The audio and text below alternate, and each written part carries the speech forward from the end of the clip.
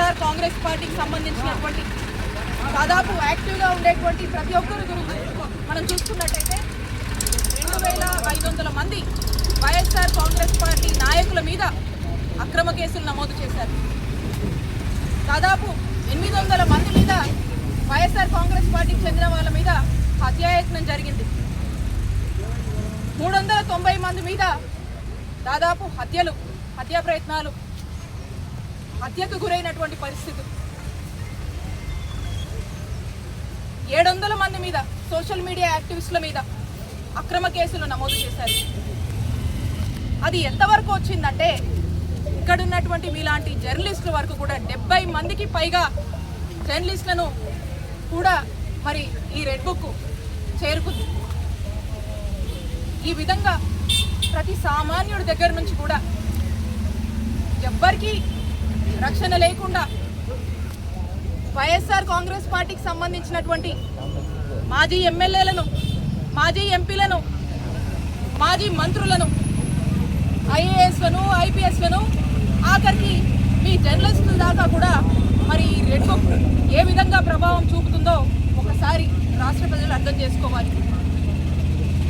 ఇది ఎంతలా అంటే దీన్ని బ్లడ్ బుక్ అని నేను ఎందుకు అంటున్నానంటే ఇదే పల్నాడు జిల్లాలో అలా గవర్నమెంట్ మారింది, కూటమి ప్రభుత్వం అధికారంలోకి వచ్చింది.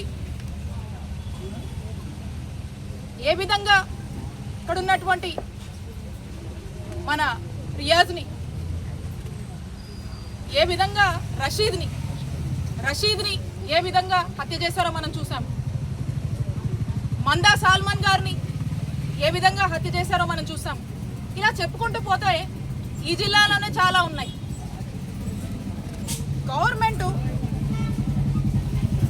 వీళ్ళు వచ్చిన దగ్గర నుంచి కూడా ఎంతసేపు వీళ్ళు పోలీసులకు అప్పగించినటువంటి రెస్పాన్సిబిలిటీస్, ఈ వైఎస్ఆర్ కాంగ్రెస్ పార్టీ వాళ్ళు ఎవరు యాక్టివ్గా ఉన్నారు, ఎప్పుడెప్పుడు దొరుకుతారు, ఎక్కడెక్కడ కార్యక్రమాల్లో యాక్టివ్ పార్టిసిపేట్ చేస్తున్నారు, ఏదో విధంగా వాళ్ళ మీద కేసులు పెట్టండి, అక్రమ కేసులు కట్టండి, అరెస్టు చేయండి, జైలు పాలు చేయండి.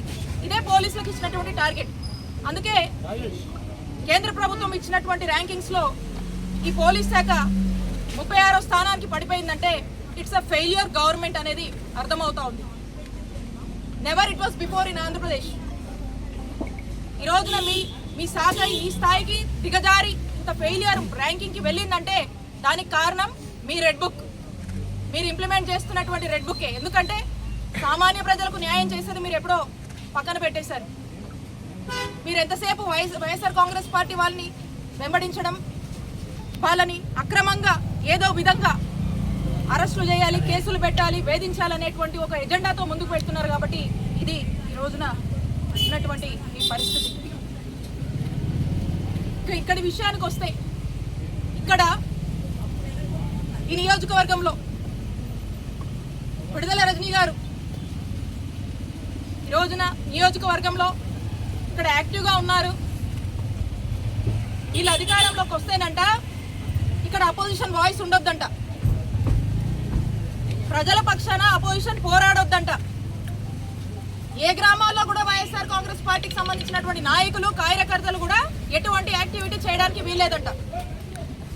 నేను బయటికి వస్తే విద్యుత్ పోరని చెప్పేసి మా వైఎస్ఆర్ కాంగ్రెస్ పార్టీ ఒక పిలుపునిస్తే, అరే ప్రజలకు విద్యుత్ ఛార్జీలు పెరిగినాయి, వాళ్ళు చాలా ఇబ్బందుల్లో ఉన్నారు, ఇది ఒక రిప్రజెంటేషన్ ఇద్దామని చెప్పి ఎలక్ట్రిసిటీ ఆఫీస్కి వెళ్ళి ప్రజలకు ఇబ్బందులు అవుతున్నాయి, ప్రజలు ఇబ్బంది పడుతున్నారు, విద్యుత్ ఛార్జీలు తగ్గించండి అని చెప్పి ఒక రిప్రజెంటేషన్ ఇస్తే విడుదల రజనీ మీద కేసు కడతారు, వాళ్ళ కార్యకర్తల మీద కేసు కడతారు.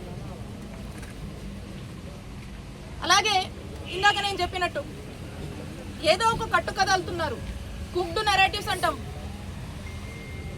ఆ కట్టు కథ అల్లేసి దానికి ఒక పేరు పెడతారు. దాన్నే ఇందాక అనుకున్నటువంటి ఎస్సీ ఎస్టీ కేసు అనుకోవచ్చు, ఇంకో కట్టు కథకి ప్రాణం పోసి దాన్ని ఎఫ్ఐఆర్ కట్టి దాన్ని ఏసీబీ కేసు అంటారు, ఇంకో కట్టు కథకి ప్రాణం పోసి దాన్ని ఇంకో కేసు అంటారు.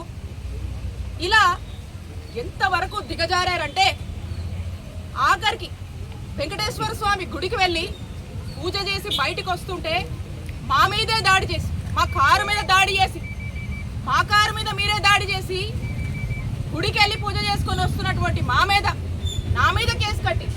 మా కార్యకర్తలు మా నాయకుల మీద కేసు కడతారు మీరు.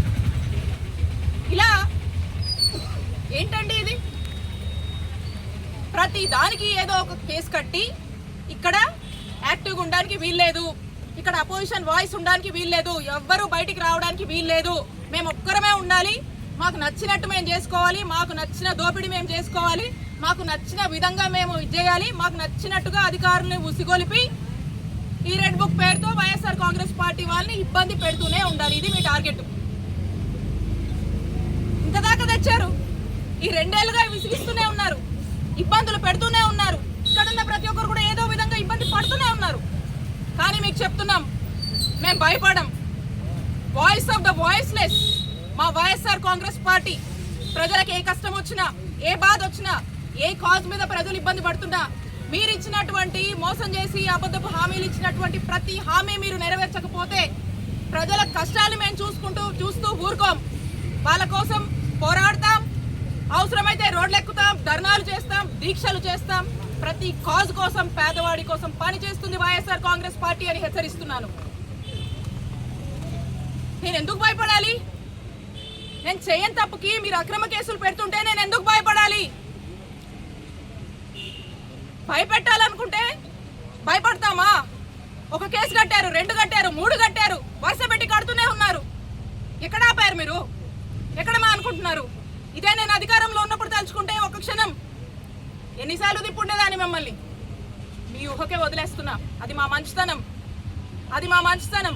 మేము ప్రజలకు న్యాయం చేయాలనుకున్నాం, ప్రజలకు మంచి చేయాలనుకున్నాం, ఏదున్నా ప్రజల్లోంచే తేల్చుకోవాలనుకున్నాం. ఇలా కాదు, మేము అలా తలుచుకోలేదు, అలాంటి రాజకీయం మేము చేయలేదు. నేను ఇప్పుడు చెప్తా ఉన్నా, నా నిజాయితీయే నా బలం, నా నిజాయితీయే నా ధైర్యం, సత్యమేవ జయతే అని నేను నమ్ముతాను. కాబట్టి నేను చెప్తా ఉన్నాను, ఏదైతే అందరికీ తెలుసు, అందరూ నమ్ముతారు, మన పెద్దలు కూడా అంటూ ఉంటారు, ఏదైతే ఒక విత్తనం మనం నాటుతామో అదే ఒక చెట్టు అవుతుంది అనే ఒక నానుడు ఉంది. మీరు ఏదైతే ఒక విష సంస్కారం, మీరు ఏదైతే దానికి మరి ఏదైతే నాటారో మరి ఆ విష సంస్కారం రేపు చెట్టు అయినప్పుడు దాని ఫలితాలు ఎలా ఉంటుందో మీ ఊహకే వదిలేస్తున్నాను. కాలం చాలా గొప్పది, ప్రజలన్నీ చూస్తున్నారు, ప్రజలకు అన్ని విషయాలు తెలుసు. ఇక్కడ ఏం జరుగుతుందో ప్రజలకు ఇంకా క్లారిటీ ఉంది. కాబట్టి కాలాన్ని, ఆ భగవంతుడిని నమ్మే వ్యక్తిగా నేను భవిష్యత్తు కాలమే మీకు ఏ విధంగా బుద్ధి చెప్తుందో అనేటువంటి విషయం మీద ఆ కాలానికే వదిలేస్తున్నాను, ఆ భగవంతుడికే వదిలేస్తున్నాను. Please subscribe .news.